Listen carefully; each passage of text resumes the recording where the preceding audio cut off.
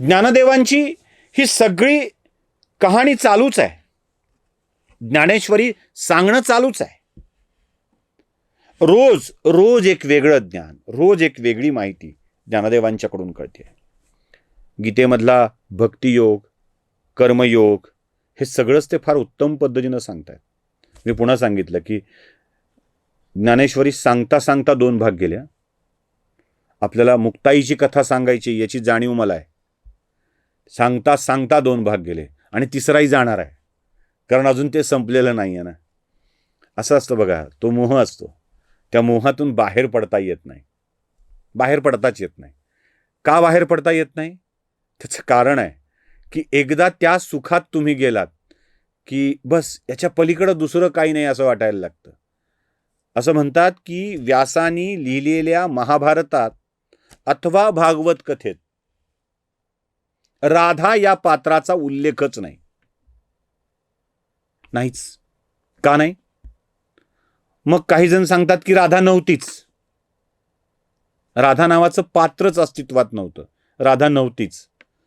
मग जर व्यासाच्या महाभारतात ती राधा नव्हती तर अन्य ग्रंथात ती राधा कशी आली? त्याचं कारण आहे, जेव्हा महर्षी वेदव्यास, म्हणजे व्यासोच्छिष्टम जगत सर्वम असं म्हटलं जातं, महर्षी वेदव्यास कृष्णचरित्र सांगायला बसायचे आणि राधा हे नाव उच्चारलं की समाधी अवस्थेला जायचे. समाधीतून बाहेर येणंच अवघड.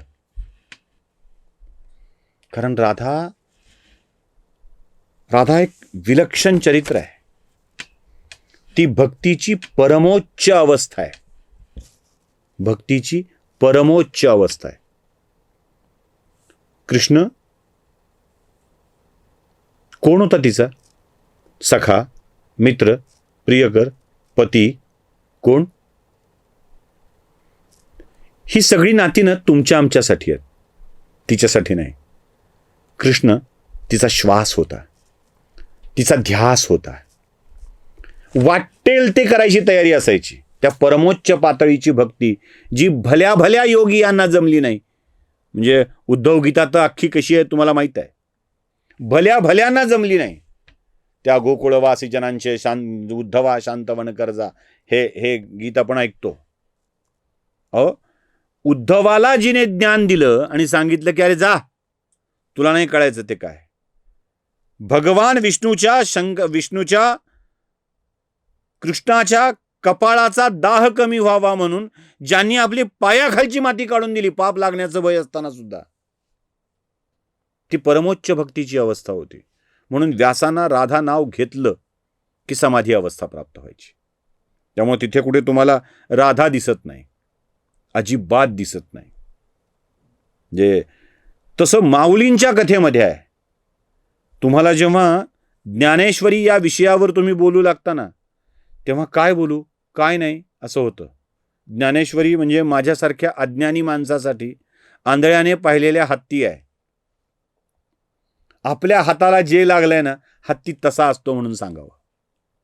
हा अवाढव्य अवाकाच नाही. ना दृष्टीचा अवाक आहे, ना हाताचा अवाक आहे, ना मनाचा अवाक आहे, कसाच नाही. जे हाती लागलंय ते सांगावं. बस वेड्यासारखी अवस्था होते, वेड्यासारखी. तुम्हाला कळावं म्हणून सोपं उदाहरण सांगतो. किती तरुण ऐकतायत मला माहित नाही. तुम्हाला कळावं म्हणून सोपं उदाहरण सांगतो. अवस्था काय असते. नेटवर्क उत्तम असलं की काही प्रॉब्लेम नाही. पण जेव्हा नेटवर्क कमी कमी होत जातं तेव्हा तुमच्या मोबाईलचा नेटवर्क सर्च करण्याची प्रक्रिया चालू होते. ते हँगतं आणि गुरगुर गुरगुर गुरगुर गुरगुर फिरायला लागतं. कळतच नाही कुठला एअरटेलचं बघू, BSNLचं बघू, वोडाफोनचं बघू, कुणाचं बघू, जिओचं बघू, कुणाचं बघू, इकडं आहे का तिकडं आहे का, अशी जी अवस्था होते ना नेटवर्क सर्चिंगमध्ये, ते गायब होऊन जातं. ते गणतं नव्या भाषेत. तशी ज्ञानेश्वरी सांगताना अवस्था होते माझ्यासारख्याची. अत्यल्प ज्ञान. मग काय होणार? अडकून पडतो माणूस. हे बरं होतं सांगू का, ते बरं होतं सांगू का असं वाटायला लागतं आणि विसरतो कथा मुक्ताईची आहे. परत मुक्ताईवर येऊ. ज्ञानेश्वरांची ज्ञानेश्वरी अशी ओघवत्या स्वरूपामध्ये चालू आहे. मुक्ता ती ऐकतीये. कौतुक मुक्तेच आहे. नेवाशामधला प्रत्येक माणूस किती ग तुझा दादा हुशार असं म्हणतोय, आणि मग आहेच माझा दादा हुशार अशी शेकी सुद्धा मुक्ता मिळवते. वय, त्या वयात ते सगळं चालू आहे, लीलाच असते ती. म्हणून ज्ञानशलाकेची ही लीलाच म्हणूया. ती मंदाताई, सच्चिदानंदाची आई, सच्चिदानंदाची पत्नी, त्यांचा मुलगा, हे सगळं विलक्षण कौतुक करतायत. ज्ञानेश्वरी लिहून झाली आहे, सांगून झाली आहे. एक उत्तम असं ज्ञान जगाच्या समोर आलंय. उत्तम असं ज्ञान जगाच्या समोर आलंय. आता वेळ आली आहे ही कथा थांबवण्याची. बघता बघता महिनोन महिने गेलेत हे सांगता सांगता. कारण रोज कथा सांगायची आहे, एवढे अध्याय लिहायचे आहेत, बराच काळ गेलाय. सगळं झाल्यावर निवृत्तीनाथांच्या समोर ज्ञानदेव उभे आहेत. म्हणाले, दादा, गुरुवर्य, एक करून झालाय. वा, छान ज्ञाना, छान लिहिलंस, छान केलंस, छान मांडणी झाली आहे. हो दादा, गुरु प्रसन्न झालाय म्हणजे देवही प्रसन्न झाला असेल का? का नाही, देवही प्रसन्न झाला असेल. मग देव प्रसन्न झाला असेल तर त्याला मी काही मागू? हो, अरे माग, का हरकत नाही. माग कुणाला म्हटलं जातं बघा. 500 रुपये दक्षिणा देऊन खिडक्या खारकान, खिडके खोबरं आणून अभिषेक करणारे आपण, पूजा करणारे आपण, 2-4 आरत्या जोरजोऱ्यात टाळ्या वाजवीत करायच्या, आणि उगीच आपण समजायचं देव प्रसन्न झालाय. आणि मग देवाला मागायचं, देवा हे दे, देवा ते दे, देवा संपत्ती दे, देवा धन दे. तुमच्या बापानं गठुडं ठेवलंय तिथे मागायला. एखाद दुसऱ्या अभिषेकान आणि एखाद दुसऱ्या पूजेनंतर देवासमोर किती मागावं. विवेक आहे माऊलींच्याकडं, आणि गुरुला माहित आहे आपला शिष्य विवेकी आहे. ज्ञानेश्वरांना सांगितलंय, माग ज्ञाना माग, तुझ्या देवाकडं वाटेल ते माग. दादा, प्रसन्न असेल ना रे देव? हो, त्याला सांग ना, तू विचार ना त्याला, प्रसन्न आहेस का नाही ते. आणि ज्ञानदेव आपल्या हाताची ओंजळ करून ईश्वराच्या समोर उभे आहेत. त्याला म्हणतायत, हे देवा, तू सगळ्यांचा देव आहेस, तू विश्वाचा देव आहेस. मी वाग्यज्ञ आरंभलेला आहे, आणि या वाग्यज्ञाने तू प्रसन्न झाला असशील अशी माझी खात्री आहे. कॉन्फिडन्स लागतो. कॉन्फिडन्स लागतो. देव प्रसन्न होईल का, काय होईल, होतं का या पूजेनं, असं केल्यानं होतं का, पाया पडल्यानं होतं का. ज्याच्या मनात अविश्वास त्यांनी पूजा, भक्ती, श्रद्धा करायला जाऊ नये. अगदी सोपं वाक्य सांगतो, भक्त व्हायचं असेल तर अंधभक्तच झालं पाहिजे. नाहीतर मला कळलं पाहिजे, मग देव 4 हाताचाच का, त्याच्या हातात शंख चक्र गदाच का, स्टेनगन का नसेल, हे असले फालतू प्रश्न विचारायचे नसतील. देवावर श्रद्धा ठेवायची असेल, विश्वास ठेवायचा असेल तरच भक्ती करावी. आणि प्रश्न विचारणाऱ्यांनी बाजूला व्हावं. आम्ही वेडे आहोत, आम्ही पाळतो. आमच्या ज्ञानेश्वरांनी विचारलंय, आता विश्वात्मके देवे येणे वाग्यज्ञ तोषावे. देवा, हे विश्वात्मक परमेश्वरा, माझ्या या वाग्यज्ञानी तू तोषला असशील, तू संतोषला असशील, तू प्रसन्न झाला असशील. झालास ना? काय बिशात देवाची एवढं सगळं झाल्यावर नाही म्हणायची. देवानं सांगितलं, हो, तोषोनी मज द्यावे पसाय दान. हे झालं समाधान.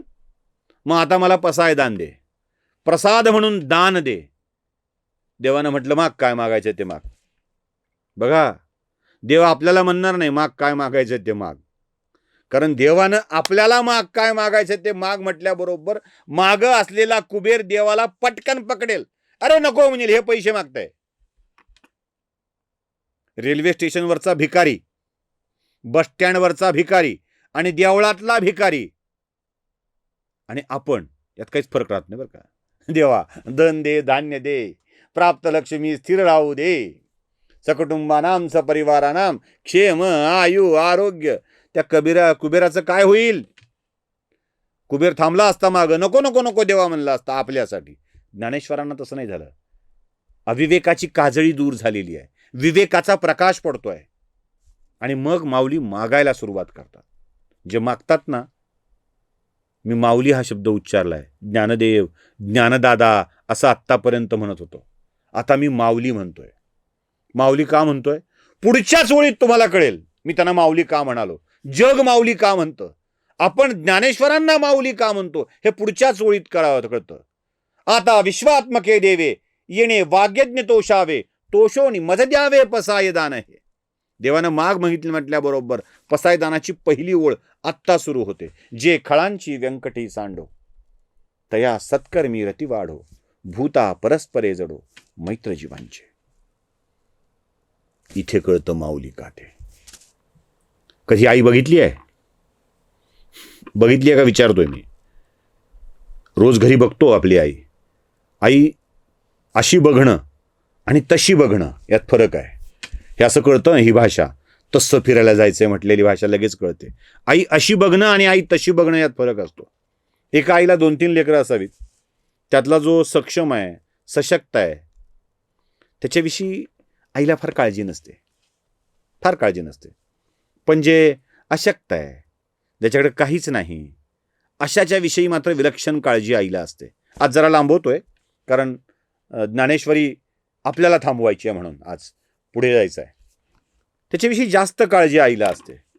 याचं ठीक आहे रे, ते जरा धाकटं, थोडं कमजोर आहे, त्याचं नीट नाही, शिकलं नाही असं म्हणते. आपल्यातल्या कमजोर लेकराविषयी आईला जास्त प्रेम असतं, त्याच्याविषयी जास्त काळजी वाटत असते. हे आईचं हृदय आहे. कमजोराविषयी जास्त काळजी करते. माऊली काय करतात? माऊली सांगतात, हे देवा, तू प्रसन्न झाला असशील तर एक काम कर, जे दुष्ट आहेत ना त्यांचा दुष्टपणा जाऊ दे. आधी आठवण सज्जनांची नाही आली, दुष्टांची आली. जे दुष्ट आहेत ना त्याचा दुष्टपणा जाऊ दे. एकदा का दुष्टांचा दुष्टपणा गेला की सगळं जगत सृष्टांचं होतं, चांगल्यांचं होतं. म्हणून माऊली ते दान मागतात. जे खळांची व्यंकटी सांडो, तया सत्कर्मी रती वाढो, त्यांची सत्कर्मात रुची वाढू दे. मग आपोआप सत्कर्मवाल्यांचं बळ वाढत जातं. आणि हेच माऊली मागतायत. या पसायदानाच्या नंतर देवानेही तथास्तु म्हणून ज्ञानेश्वरांना सगळी वरदान देऊन टाकली. जगासाठीच मागितलंय, कुठे स्वतःसाठी मागितलंय. नेवासा आज तृप्त आहे. नेवासा आज आनंददायी आहे. नेवाशाला त्याच्या भाग्यात जे होतं ते मिळालेलं होतं. प्रत्यक्ष ज्ञानदेवांच्या तोंडून त्यांना हे सगळं ऐकता आलं होतं. ज्ञानेश्वरीची रचना पूर्ण झाली आहे. ज्ञानेश्वरांच्या पसायदान मागून झालं आहे. आणि आता ज्ञानदादांची मुक्ता ज्ञानदादाच्याकडं लढिवाळ हट्ट करू लागली आहे. दादा, जाऊयात ना रे आळंदीला. हीच ती मुक्ता होती जी म्हणत होती, दादा राहूयात ना रे थोडे दिवस इथं. त्या आजी म्हणतायत तर आता तीच मुक्ता म्हणते, दादा जाऊयात ना रे आळंदीला.